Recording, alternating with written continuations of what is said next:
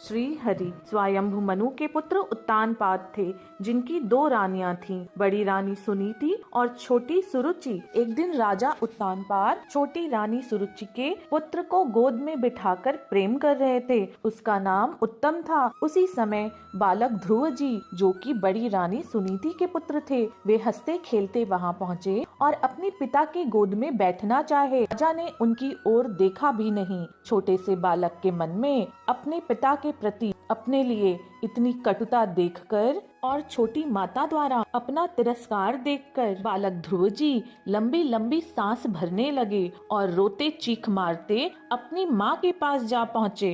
जब माँ सुनीति ने बालक ध्रुव की यह दशा देखी तो माँ ने बालक को समझाया, तू अपने पिता और उनके प्रेम के लिए क्यों बिलख रहा है? तुझे यदि कुछ चाहिए तो श्री भगवान विष्णु के चरण कमलों की आराधना कर। हरि का प्रेम तो अनंत है, वे करुणा के सागर, करुणा निधान हैं। ब्रह्मा जी को भी उन्होंने सर्वोत्तम पद दिया है, जिसकी मुनि जन भी वंदना करते हैं। माता के कहे अनुसार बालक ध्रुव ने कठोर निश्चय करके माता को प्रणाम किया।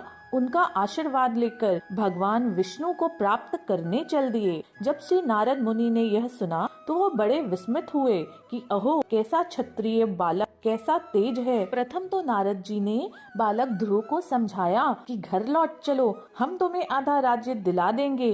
भगवान की आराधना कोई खेल नहीं, इसे तो योगी मुनि भी पार नहीं लगा पाते। तो बालक ध्रुव जी ने उत्तर दिया, अब मेरी माँ के वचनों के कहे अनुसार मेरे हृदय में श्री भगवान को प्राप्त करने की इच्छा के अनुसार और कुछ शेष नहीं। बालक की इच्छा जानकर देवर्षि श्री नारद ने उन्हें द्वादशाक्षर मंत्र का उपदेश किया, जिससे वधु मन में जाकर ध्रुव जी को आराधना करने का आदेश मिला। बालक ध्रुव ने कठोर आराधना आरंभ कर दी। के पत्ते और घास खाकर भजन किया, जल पीकर आराधना करते रहे। अंत के महीनों में वायु पीकर भगवत ध्यान में लीन रहे और अंत में तो श्वास लेना भी बंद ही कर दिया। ध्रुव जी का तप देखकर देवताओं ने भी भगवान श्री हरि से प्रार्थना की, तो भगवान, जो कि भक्त के दर्शन के लिए लालायित रहते हैं, वे गरुड़ पे आरूढ़ होकर मधुवन में प्रकट हो गए। प्रभु का दर्शन पाकर